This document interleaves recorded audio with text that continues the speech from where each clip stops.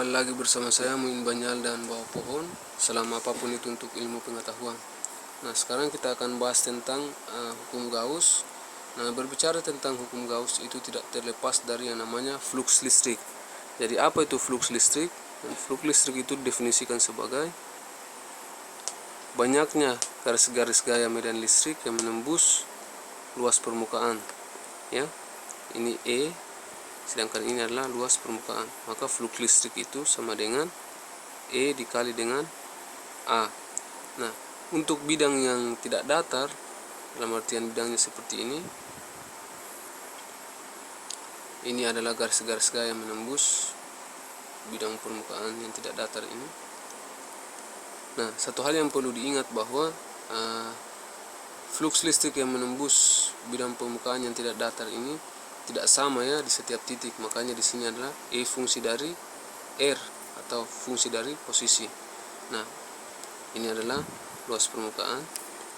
Nah, untuk menentukan flux listrik yang menembus bidang permukaan yang tidak datar ini, kita mesti menetapkan suatu elemen yang sangat kecil yang disebut sebagai dA.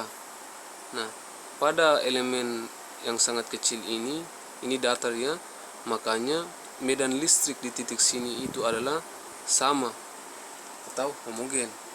Nah, sehingga flux listrik di titik sini, itu adalah dV sama dengan E dot dA.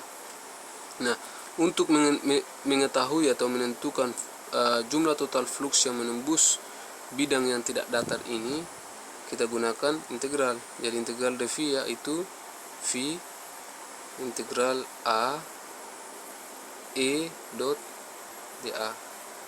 Nah, A di sini menandakan bahwa integral ini dilakukan untuk seluruh permukaan ini. Oke. Nah, sekarang untuk bidang tertutup, misalkan seperti ini, maka tentu saja ada flux yang masuk dan ada flux yang keluar, E di sini. Nah, sama seperti bidang terbuka, pada bidang tertutup untuk menentukan flux listrik yang menembus bidang tertutup ini, kita tetapkan elemen luasan yang sangat kecil. Elemen luasan yang sangat kecil dA. Nah, ini adalah arahnya, misalkan saja R top ya. Nah, sehingga flux listrik di titik ini itu homogen.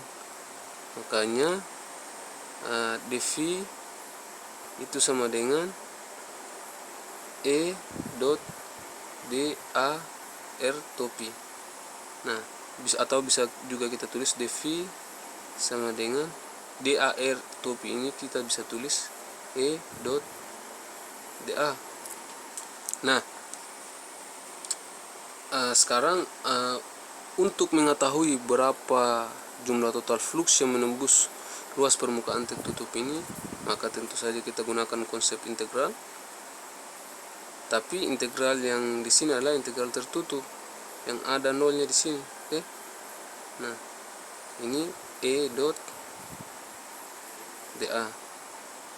Atau juga karena flux ini dia bergantung juga pada sudut, maka bisa juga didefinisikan sebagai integral tertutup A E dot dA cosinus theta. Di sini cos ya. Analisis sudut begini. Ini sumbu X-nya, ini sumbu Y-nya. Oke, mengerti ya? Nah, sekarang terkait mengenai flux listrik ini, maka paman Gauss berpendapat bahwa banyaknya flux listrik yang menembus luas permukaan tertutup ini sebanding dengan muatan total yang ada di dalam permukaan ini. Oke. Maka secara matematis kita bisa tuliskan V itu sebanding dengan Q, muatan total yang ada di dalam permukaan ini. Nah, konstanta kesebandingannya ini untuk ruang vakum, maka konstanta kesebandingannya yaitu 1/epsilon 0. Jadi kalau dalam matematika untuk menjadikan kata sebanding ini menjadi sama dengan, maka kita perlu mengalihkannya dengan sebuah konstanta. Oke. Nah, konstanta kesebandingannya ini untuk medium ruang hampa, maka kita bisa gunakan V sama dengan Q per epsilon 0, dimana epsilon 0 ini medium ruang vakum, nah, atau sebagai konstanta kesebandingan dari flux dan muatan.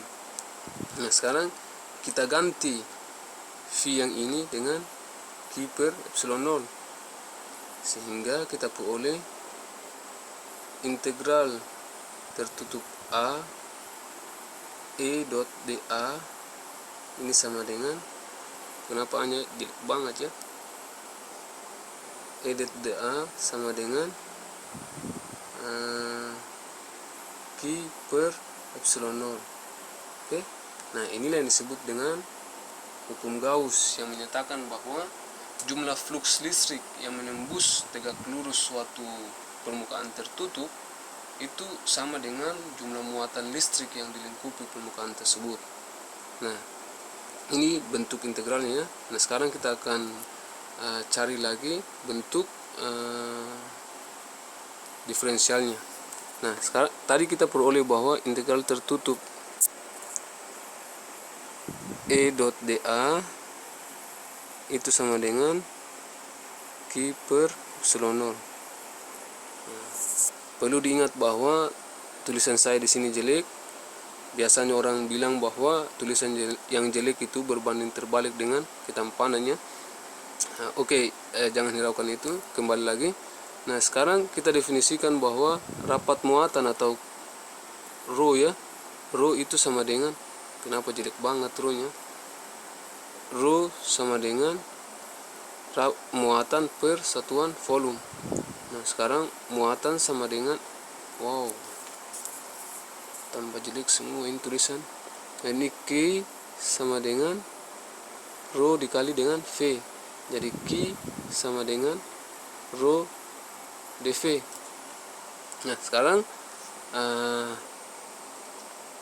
maaf, bukan rho dV ya. Ini rho integral dV, karena integral dV adalah V. Nah, sekarang sesuai dengan teorema divergensi bahwa integral tertutup dari E dot dA ini sama dengan integral divergensi E dV. Oke, ini teorema Stokes ya. Teorema divergensi. Oke, teorema divergensi yaitu ini set. Nah, sekarang kita ganti E dot dA ini dengan integral nabla dot E dV. Jadi integral nabla dot E dV sama dengan Q-nya ini kita ganti dengan rho integral dV. Jadi rho per epsilon 0 integral dV. Oke. Nah, integral dV adalah V nabla dot E V sama dengan rho per epsilon 0 V. Ini saling menghilangkan, jadi nabla dot E sama dengan rho per epsilon 0. Oke. Nah, inilah yang menyatakan keterkaitan antara medan listrik dengan muatan secara mikro. Nah, oke. Sekian dan terima kasih. Saya Muin Banyal dan Bawah Pohon. Salam apapun itu untuk ilmu pengetahuan. Terima kasih.